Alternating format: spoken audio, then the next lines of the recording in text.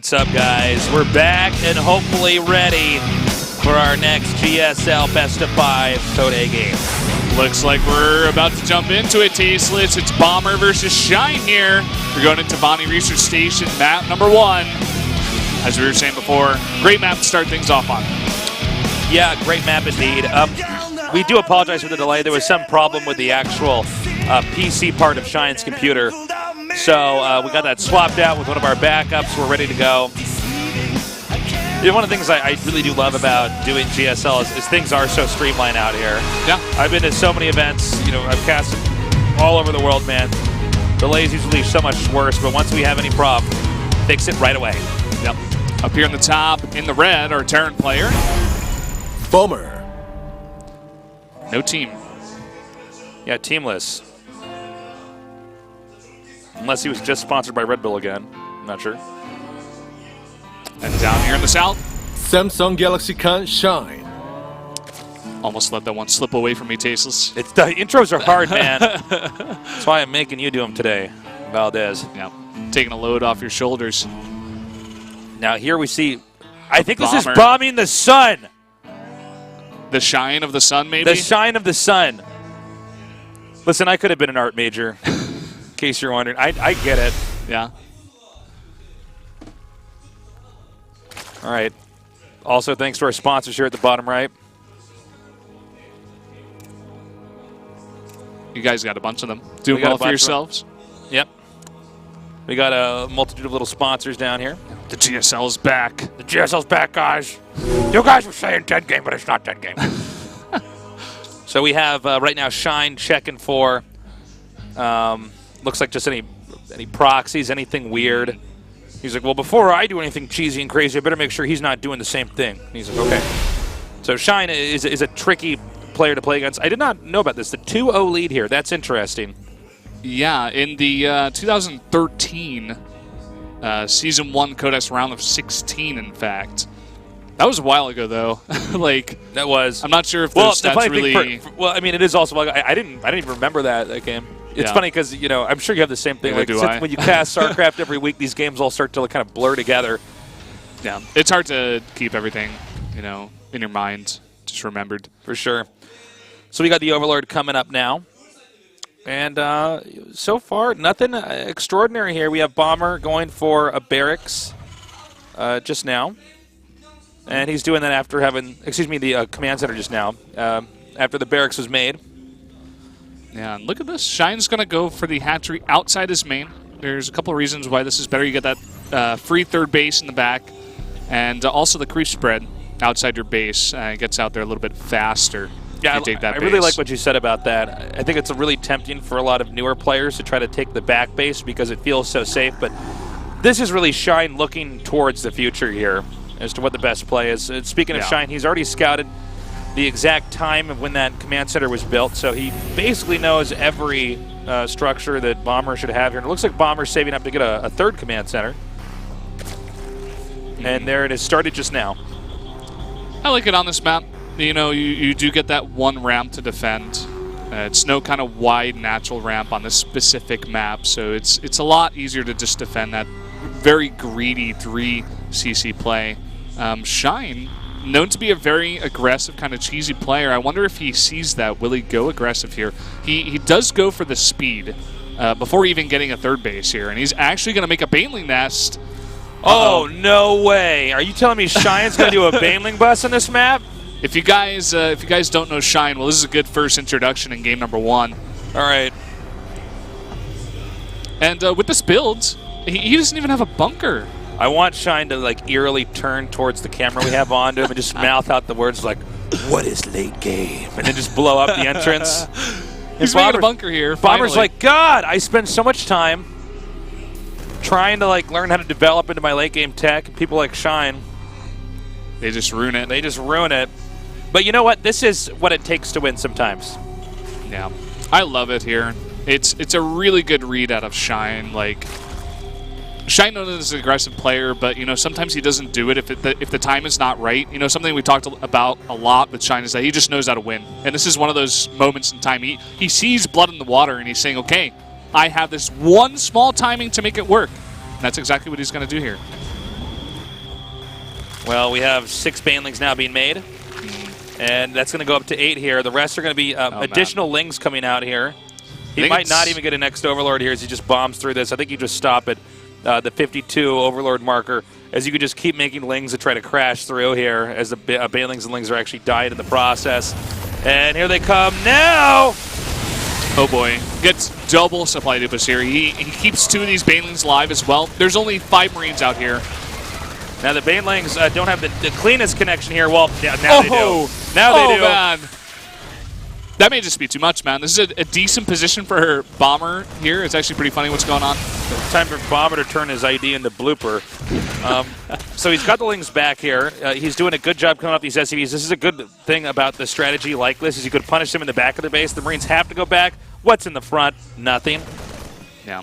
And with speed out here, it's going to take forever. He's trying to get stim. Look Bomber at this. He just runs around and goes back to the front.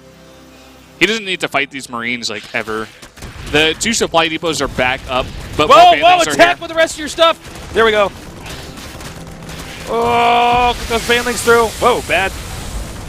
Not the best detonation there. But I think Bomber's still in very bad spot. He gets a nice surround here. Now notice the surface area he's abusing here with these 2 command centers. Yeah, it's a really nice spot, but with the barracks about to go down, 21 SCVs have gone down now. I want to point out right now that this isn't all in, but I think it just worked. Like, there was nothing, no follow-up here for Shine, basically, but there's 1 Hellion and 4 Marines. Well, if Bomber has to change his name to Blooper, then maybe Shine should change his name to Bopper.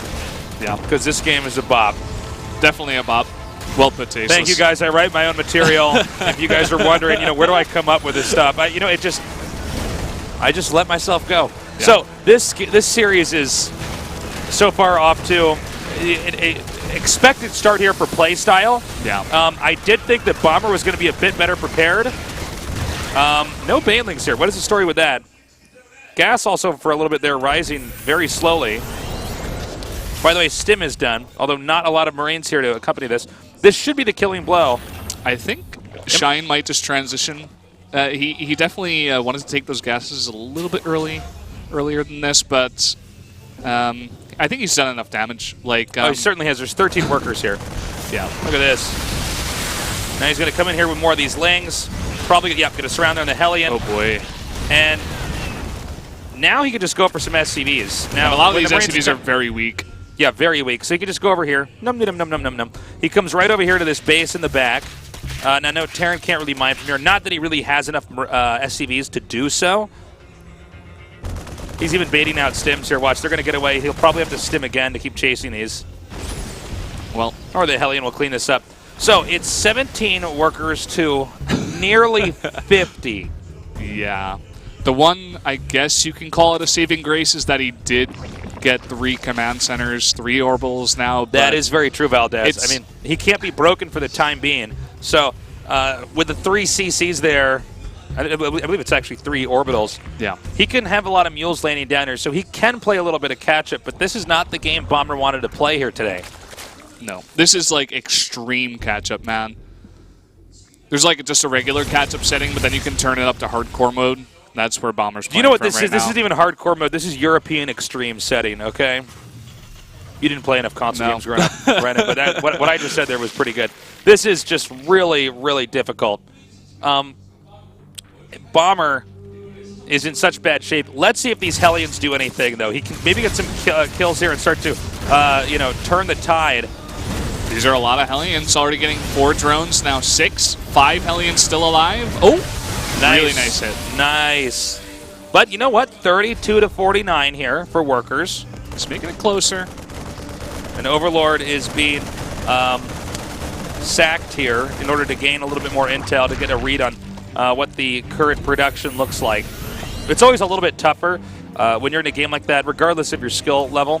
When you're in there killing off a lot of SCVs, you're never able to count. They don't have all the tabs that we have here. I mean, we basically have charts and data in game, real time, where we can see exactly the worker difference. But for someone like Shine, he's saying, look, I need to get in here and get an exact picture of what's going on, because a read like this, he can glance at the screen and see where he's at. But when you're microing and making banelings outside the guy's base, hitting in 2 different bases, it's much harder to tell once everything's said and done. How much did you actually kill? And Shine knows he's ahead. He just doesn't know how ahead.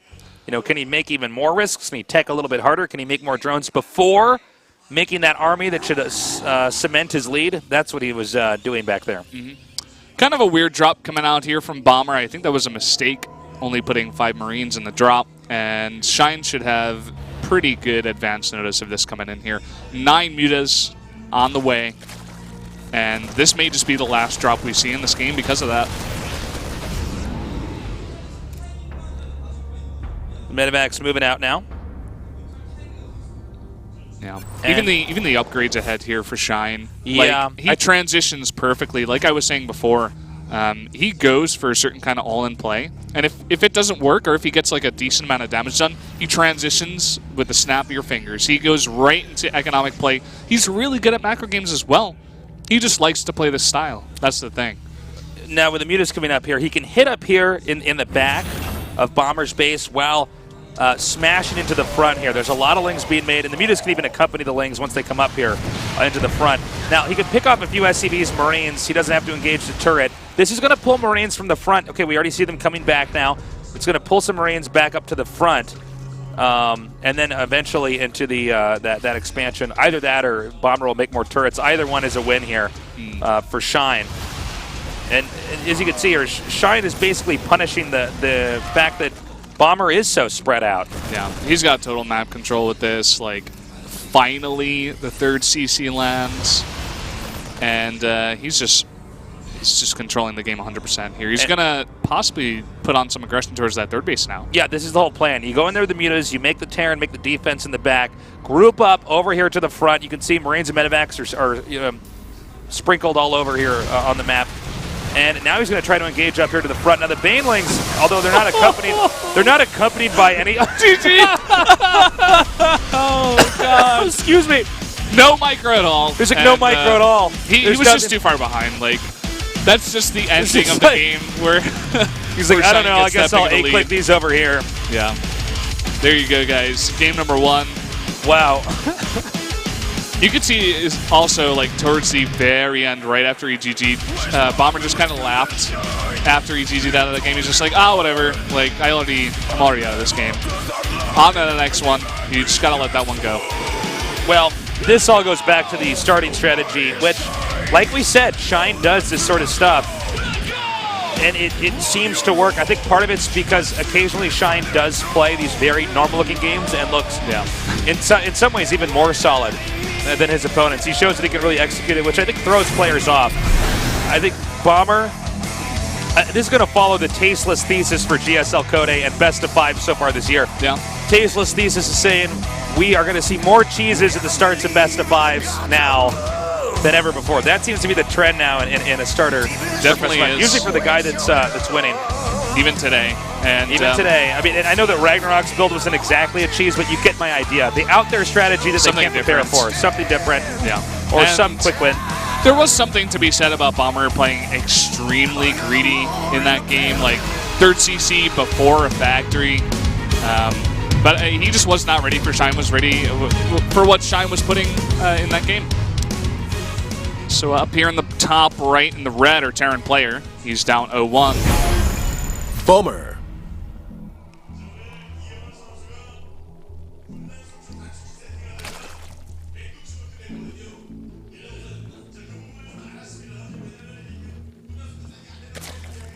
Down here in the bottom left, in the blue, our Zerg player. He is Samsung Galaxy Can Shine.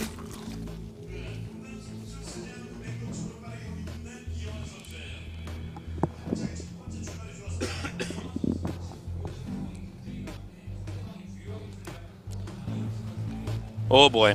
Very early scout over here. What is that drone up to? Yeah, I think he might just take the gold. Might not. He might just want to just scout. I don't know. I don't want to speak too soon. Occasionally I get these players who are so cheesy. Yeah, I think he just wanted to check. But yeah, you know what? You're totally right. Maybe it is a gold. Look at where he's going. Oh. No. No. No. Oh? No, he's just checking. You were right, Tasteless. That's why I went no like that. I just wanted to mix up how I say my nose. He could have been checking. Okay, no. No. I don't think taking a gold base is really in this matchup. He's done it before against Terran. Yeah, that's true. It's Shine. Don't count him out. Yeah. Well, looks like we'll just see a standard hatchery coming down. Nothing too exciting. And let's see what he does from here. Yeah, I want to say that he would not do that strategy again, but I really can't tell with Shine. Bomber can't tell. Most of his opponents can't tell what he's going to do. He's just tough to read. Yeah. This time it looks like slightly later gas. Trying to get the pull out a little bit faster. So Bomber so far has gone with the same build here. It is only slightly different in the sense that the map is structured differently. So there's certain benefits that Bomber had doing this build on the previous map that he did not have. Or he does not have, I should say, on this map here. But there's always a small chance that he'll just go for a third command center again. I'm not sure. I think if he does, if he loses, that will probably be a big indicator that Bomber should be losing this best of 5. Yeah, I don't think he can do it again. I mean, especially with this build. Like, if you don't have a Reaper for the scout, if you're going to just throw down a blind CC, I don't even think he SCV scouted. He's already That's part of the reason. He's already making a second barracks now. So I think he's going to be most likely not getting that additional command center. And we have that third Rex coming down here now. So this is going to be one of these builds where Terran has a lot of Marines early. They can really put some pressure on to the Zerg. And we'll see. We'll see what Shine does from here. I'm waiting to see if there's going to be that tech from Shine. We have Ling speed starting. There's no drones mining gas, by the way, either. So he might just go for a third base. Yeah, that's a big tell. And this time, I like what Bomber's doing, just a lot less greedy. And can't even put on that aggression that you were talking about. And Shine, he does send that third, or rather that drone down to the third base, so it looks like he will be expanding. We have historically seen a lot of Terran players in the past get 5 barracks here and try to power up. That's a bit of a pass-safe build now. This is really like a mid-range safe build here from Bomber. He's got his 3 racks up. He's getting gas. Up next, he's going to get the proper attachments to the barracks, the factory, the starport, and probably get map control once medevacs come out and stim is done. That's usually the way it goes nowadays. Yeah. He did a good job of actually hiding some of the units. I think 2 of those Marines were on the ramp when the Lings came to the front just to check what's going on. So, for all Shine knows, there could be a third CC in the main. He needs to get that scouting information, and actually the Overlord on the right side of the map is a little bit behind. This is going to be a combat shields rush, actually, which just a ton of Marines coming out. This could definitely catch Shine off guard. Yeah, cool. Combat shields first. Now, this is like your bread and butter TvZ build. There's a lot of different branches that you can take this build out from. And this is, again, a very middle-of-the-road build, but I think with the combat shields push coming up here, he might have the muscle to push through this. Now, with that being said, there's a Baneling's nest being made here. Yeah. If, well, Shine could have been a lot more greedy and just said, like, hey, I'm just going to drone on my third base as much as possible. Like, he's probably just making a third CC here, but Shine being a bit safe, I like it a lot. And, you know what? This has gone right around the Overlord. Look at that. Yeah, he still doesn't know this is coming. Really cool. And this is so well masked. It's such a beautifully disguised rush. He had the 4 Marines down there. I really like this. He said the 4 Marines that were down there by the Watchtower, the rest of these Marines are just now passing. This is not, I believe, enough time for him to hold this up. We're going to see Ling speed is done. But combat shields is just now finishing. It's a little bit too late. The problem, though, is combat shields, it just got done. Will he do enough damage over here? Now, there's no stim on these. There's no medevac, so they can't be picked up and pulled away easily. I mean, they're basically here for the long run. He's targeting down this the hatchery. Shine coming around now. Baneling hits need to be perfect. Let's see if he can get a decent surround. How are the splits? Pretty good. Not bad at all. The Lings are going to come down now, and this was Shrek'd, man. This guy's like, I mean, Shine's like, what are you doing, you clown? Even if I didn't know this is coming, I'm going to have to stop this. He's making a build like the combat shield rush. He's making that look obsolete. Like, what are you doing, man? This is a GSL. You can't ever get away with that. It's Not part of the against reason me. why we don't really see it too often these days, but like I was trying to think back of the last time we did see one of these combat shield pushes. I think to some extent Bomber was trying to play a little bit by Shine's games. Shine oftentimes using anachronistic, weird builds that are not popular, that are not in the meta, in the hopes that he would catch Shine off guard, take out that hatchery. Because one thing about Shine, he's as greedy as he is cheesy. He'll do a cheese build, do so much damage, and then what does he do? He just makes a ton of drones. I think Bomber was trying to play Shine in his own game, and Shine's like, no. That's why I'm Shine and you're Bomber. Yeah. Now you go back to microing, medevacs and Marines and making stuff. I'm going to be the guy that just tricks you. And shout out to Shine. I mean, good safe play. He could have easily just gone for an earlier lair and maybe like try to get a Spire up. If he didn't have Banelings when that push hit, he would have lost his third hatchery. He wouldn't have had enough. I mean, he had a decent amount of queens, but like only lings against that kind of push is just not going to be enough. And he just had the right composition at the exact right time. Somehow he was able to identify that was coming, even though he didn't see it with his overlords. He was like, oh, I know what you're doing. There's Banelings being made over in the corner. I think Shine's going to try to bait out these Marines. He might not even have to. They're not going to be here. But if Bomber's not looking, he's going to lose all these SCVs. Yeah, these are some Dark Banelings. Dark always loves to do this against Terran at their third base. Usually the Terran will set up a wall at the third base. It looks like Shine is going for that now, but there is a hole in the back. He's coming up now. Guess who wasn't looking? Okay, well, he got half the workers there. Not bad at all. The rest of the lings are going to run up in here to the main, and the main is completely undefended. One thing going for Bomber, that this little drop over here will cancel the fourth base. Yeah, I think he might have been able to save that, by the way. I think Shine was doing a little bit too much at once there, but you can see why as he's hitting the main and the third base right now. The fourth base here is being restarted, and it looks like Bomber trying to reclaim, mining the resources over here at the third base. Yeah. But I believe the way this game's going, Shine could probably attack in here again. He's got that Spire about to finish up here, so he will save a lot of that gas here, but he's got a huge amount of minerals that he's just not spending. And here's that push you were talking about coming in here, but those are slow Banes. Baneling speed a little bit too late. Nice job here, just shaving off Marines here and there. Looking, oh, hello. It's just one Baneling. It's a little bit awkward. He's going to wait for the next big attack before he moves that. I really like the patience with that. That could be a Baneling hit that Bomber will never know about this whole game, by the way. He might be microing and come back up here and be like, why are there 6 SCVs in my main? I'll be like, well, that was weird.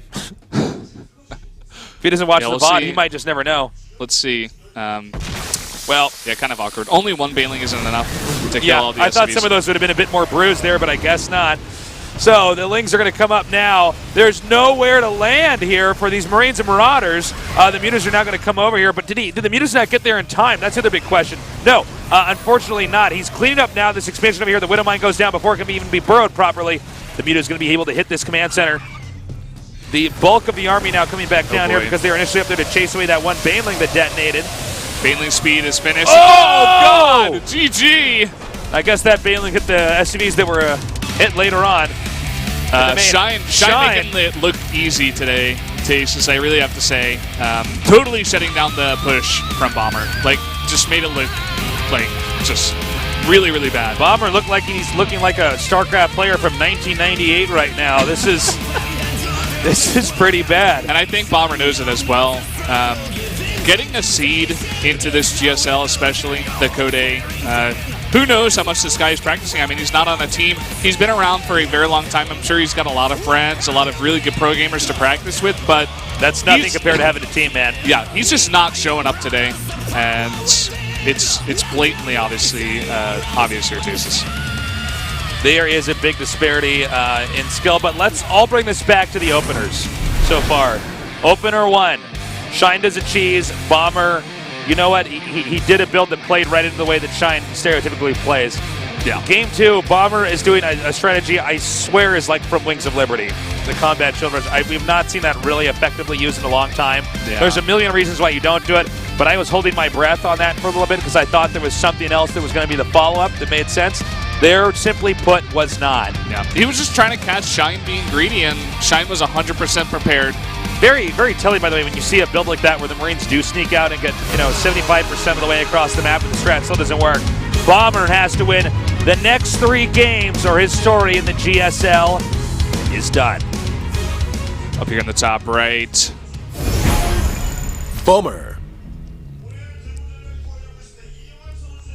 He's on his last life.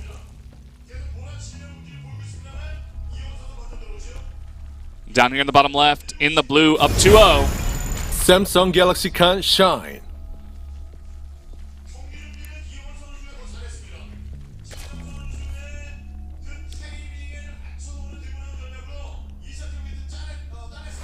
So Expedition lost. Yes, this is we both like started our sins at the exact same time. This is one of our newer maps. There's a Taste-A-Lope down there. Yeah. You know about the Taste-A-Lope? I know all about the Taste-A-Lope. You know about the Taste-A-Lope. That's the greatest unit in the game, but Blizzard, if they put the Taste-A-Lope in the actual game, it would be so broken that not even the Cyclone would be able to stop it. So it's just a neutral NPC. It chooses not to kill, but instead to cast. It's got some pretty sick antlers, though. It does, just like I do. But they don't let me wear them in the cast, actually. They're downstairs in the makeup room. Yeah. What you guys actually don't know is when you see me on camera, my lower half of my body is a centaur. Yep. I'm actually a centaur. That's the big secret here. Yeah, I'm actually a druid centaur. I'm Cenarius. Cenarius. I'm Cenarius, man. And you and Artosis are my 2/2 treants that I summon. So. Yeah. Who's Moonglade then? Moonglade's going to be casting the next couple of days with you. Who is Moonglade? Moonglade is a pirate card, but I'm not sure which one he is. He's the salty dog, man. He's the salty dog. That goblin. Oh, my gosh. All right, so we have CC first. Remember, guys, this is not the same build as the last 2 games. Last 2 games from Bomber were Barracks first and then Command Center. So we have Bomber, you know, I don't want to say it's too gutsy because this map is so large, but a little bit risky, right? Because Shine cheeses so much, he could have just done, you know, pull first. Yeah, even going on the low ground tier. If I were Shine, actually, up 2 games against Bomber right now, I'd be like, oh, I would have just gone for that pool first. Like yeah, some I kind of should have 9 done pull. that. It's just like, well, why don't I just stick to my roots and just cheese? He is going to go for the gas this time. So that does open up the possibility of, you know, that extra added cheese, possibly the build from game number 1. Or you could just go into pretty standard, take the drones out of the gas on 100, get your speed, get your third base, and play standard game from there. I feel like for Shine, in the position he's in right now, he really could just do whatever he wants. It's pretty noticeable at this point that Bomber doesn't really seem like quite the match for him, at least from what we've seen so far. And Shine has this series in his hands. Shine, let's see if Shine can actually successfully avoid proper TvZ mid-game here. I know that the last game looked like a normal TvZ mid-game, but it really wasn't because all the Marines died and didn't really kill much of anything. So, yeah, it's something to keep in mind here. Sometimes the best way, especially in a best of 5, I know that, you know, it's one thing if you're trying to ladder and get up to a certain rank. If you do the same certain type playstyle over and over, you can experiment with this on yourself, those of you watching at home. Try doing one build all day. See where that build gets you. Then try doing a different build, totally different one, all day. See where that gets you. Yeah. And you'll discover that, you know, if you're going to do one build all the time, there are builds that are more consistent than others. The difference in a best of 5 is that the players are constantly trying to adapt to each other. So, in some sense, Shine has so far in the series successfully avoided Bomber ever getting to the point in the game where he's actually at his best. Bomber, if this was going Bomber's way, Bomber would have gotten to the 23-minute marker or something like that. Be cranking out Marines, Medevacs, Marauders, pushing expansions, Shine slowly getting out microed, losing more Banelings without getting value out of them, and ultimately Bomber goes over there and smashes out, you know, the first 2 expansions for Shine GG's. But guess what? Shine does not even care about that. Shine has played completely around this. Bomber is just trying to get to the point of the game where he's his strongest. Yeah, I wish he hadn't gone for that weird kind of combat shield rush in game number 2. I think we could have seen like a better straight-up game from Bomber there if he hadn't gone for it. Maybe just losing a little bit of confidence and just trying to go for an easy win there. But it didn't work out. And this time he does kind of pull off getting that 3rd CC down here without Shine being able to punish it, really. So that will be one thing for him that he does have in his favor, although Shine does get the scout, which is pretty important. We have the double eBay coming up here. Bomber, I mean, another indicator. He's setting himself up for that late game. Yeah. And I do want to point out, though, even if it gets to the late game, just take a look at the map, guys. This is a huge map. Oh, yeah. It is a massive map. Zerg has a fourth. It's not the easiest fourth to defend, but that's a serious travel distance. Zergs love to be in cross spots on big maps against Terran. It gives them more time to try to figure out how to counterattack, to interrupt reinforcements, to muster a larger army, to, if they have to, full-on engage yours. Yeah. I remember the first time I saw this map, and I was like, oh, this looks pretty small for a two-player map. Then once I actually cast it, I was like, wait, no, this is gigantic. Yeah, that's happened to me before, too, where I think a map is either smaller or bigger until I actually play on it, and then I'm like, oh, yeah, okay. This is actually much bigger, or sometimes you don't appreciate how much more open it is until you're on it, and you realize, you know, lack of obstructions. Mm-hmm. So this is Bomber gonna go ahead and take his third base. Interesting location, an interesting little tank here as well. Here's the thing why he's taking this location. It's easier for Terran to defend. Zerg has to take this base over here we have a shot of, even though it's a little bit further out, because it's harder for, on a map the size, for Terran to get over there and punish it. And then that way you can take that other base over there in the bottom left a little bit easier. There's a taste of lope, by the way. Yeah. One thing I want to point out for you Zerg players trying to learn some stuff, Shine much better with the creep spread compared to our previous Zerg player who was Ragnarok. I feel like Shine just has a bit more experience in these higher pressure games and just knows how to handle himself and remember little stuff like this that can definitely lead to eventually winning you the game, especially in this matchup. Just so important for delaying those Terran pushes is to get your creep out there on the map. All right, the two medevacs are coming out now. And we'll see if they actually manage to do any damage here. Bomber has opted to not push on the ground here, but to pick these up, boost them out, and try to do a quick drop somewhere. Zerg's caught onto this, so what Zerg has to do is get underneath these and not let anything unload. I don't believe he has... Okay, he's going to let this unload and use the Banelings to try to hold this. It's a problem, though. Some of his units are outside, and he's only got 2 Banelings in the main. Well, I think he has to keep those units on the outside over here. I think he has to hit with 2 different forces. Baneling speed not done. 8 seconds. He's got to run these drones away. That is a huge amount of Marines right now in the mineral line. Banelings get targeted. Big mistake. He attacked right before Baneling speed had actually completed. And now he's going to use the Queen to try to hit these medevacs while they attempt to escape. Whoa! Nice hit. Cutting that number in half there. The drop should move up here to this other base between the rocks, which have not been destroyed yet. And that's exactly what's happening now. A second drop is going to come down here and try to hit the third as this continues to move forward.